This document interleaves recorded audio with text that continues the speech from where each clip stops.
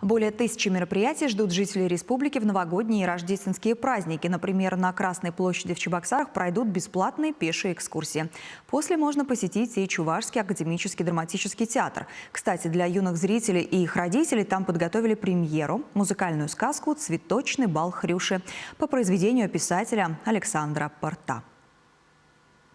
Добрую сказку на русском языке выбрали не случайно. Пьеса «Поросенок и бабочка» входит в топ лучших произведений Чувашии. Забыли, что есть еще, кроме иностранных персонажей, в мультфильмах и сказках, да, что есть у нас трогательные, умилительные персонажи, и они в Чувашии у нас есть. И вот, как бы прививая любовь к этим персонажам, хотела завлечь маленьких детей к этой сказке. Ну, это интерактив, артисты все время работают с детьми, они как бы играют с ними, проигрывая какой-то такой некий сюжет. Это спектакль о маленьком романтике-поросенке. Хрюша хочет подружиться с бабочкой-серебринкой и научиться летать, как она.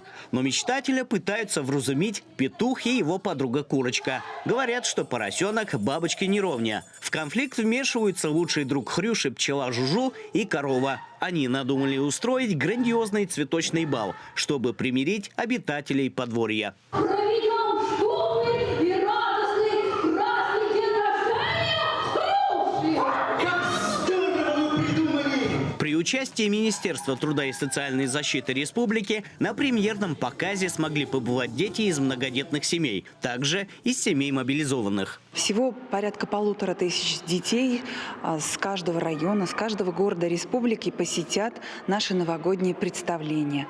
Более 10 тысяч подарков от главы республики получат детки из таких семей.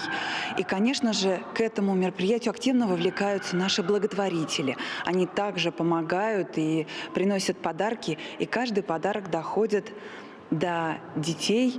И, безусловно, это помогает верить в чудеса, верить в добро. Сюжет мне очень понравился. Там суть о дружбе, как сказать, взаимодействие со взрослыми, с детьми и также взаимопонимание со всеми сверстниками. Сказка учит быть детям и взрослым, быть добрым, внимательным, отзывчивым, видеть красоту в окружающих людях.